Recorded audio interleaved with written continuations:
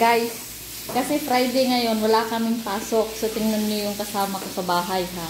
Hindi ko lang ipapakita yung mukha. Sino? Ikaw? Ikaw. Siya nagluluto sa birthday niya kasi batiin nyo.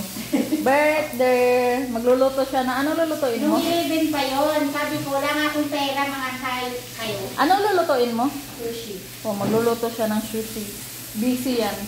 Kanina pa yan siya, guys. Nagre-ready ko ano yung mga kinukunting-ting niya. Tapos yung isa naman namin kasama na si Kuya, ewan ko, nagkukot-ting-ting na naman, tingnan nyo ha. Ayun si Kuya oh, ewan ko kung anong ginagawa niya, ipapadala ata niya sa Pilipinas lahat ng karton na yan. Ayan siya guys oh, yan. Kasi Friday, ayan siya. Nagkakalkal siya ng mga gamit niya, ipapadala niya lahat sa Pilipinas yan. Tingnan nyo kung ano yung mga kalkal, ipapadala niya, ayan. Technician siya, kaya ganyan marami siyang mga gamit. Kung may ahas dyan, takot na yung ahas. Kasi may kasi yung may marami ng tali eh, may mga lahat nandyan na. Patay, diretso. Ayan siya dyan, si Kuya. Tapos yung isa naman na 60, ayan, nagluluto siya kasi birthday girl siya, ayan. Kasi magluluto siya ng sushi, gagawa siya ng sushi, ayan. May seaweed siya, social. Ako, ang ginagawa ko, estorbo.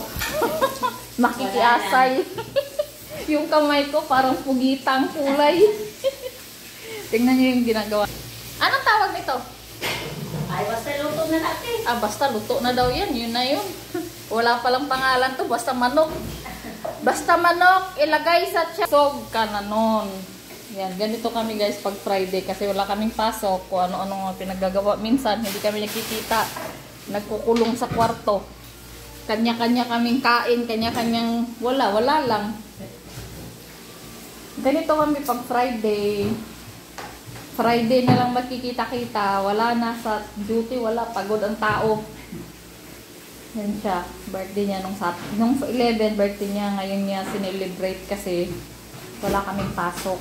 Tapos may bisita siya mamaya. Alas 5. Oo. Ayan. Yung isa namang matanda doon sa likod. Busy. Magagalit yun pag masuko na. Pag ingnan, tiguang. Sama. Among binata. Among ulitaw. Ayun lang guys. Mamaya may bisita kayo. Ayan sala namin. Ayan. Gamit ni Kuya. Ganitong mga mukha namin pag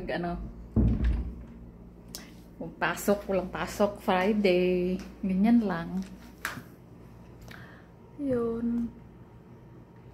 Busy siya. May bisita siya mamaya alas 5. So nagluluto siya ng lulutuin. Papakain. Tapos yung isa namang matanda, si Kuya. Gagalit yun pag sinabihan naming matanda. Ayaw mo ko sa'yo, Kuya. Yun lang, guys. Thank you for watching. Ganap namin yan ng Friday. Don't forget to like and subscribe my YouTube channel. Wag nyo nang pansinin yung kamay ko, guys. Nag-ano kasi ako ng pugita. Yung pugita. Handa niya. Thank you for watching. Don't forget to like and subscribe my YouTube channel. Thank you. Don't forget to like and subscribe. Yan lang, guys. So, tutulog ako. Maaga pa. Tulog ako. Yun. Nakapaglaban na ako kahapon. Kagabi pala. Pagkatapos ng duty ko kahapon, pag uwi ko, naglaban na ako, nagluto. Yan. Para ngayong araw na to, matutulog na lang ako. Yun lang. Don't forget to like and subscribe my YouTube channel. Thank you for watching. Ingat po tayo palagi. Mamaya pa kasi yun, lalasin ko yung party nila dyan, mga bisita. So, yun lang. Yun lang, nasabi ko lang yung ganap namin pag Friday dito sa buong bahay.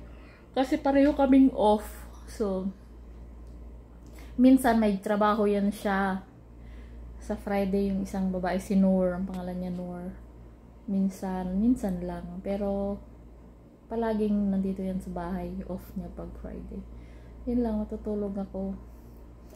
Yun lang, nasabi ko lang at nakwento ko lang ang ganap sa pag Friday. Ang ginagawa ko, matutulog ako kasi wala naman akong gagawin.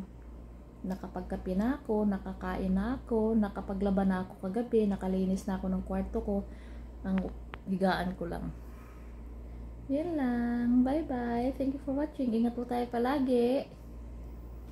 Thank you. Don't forget to like and subscribe.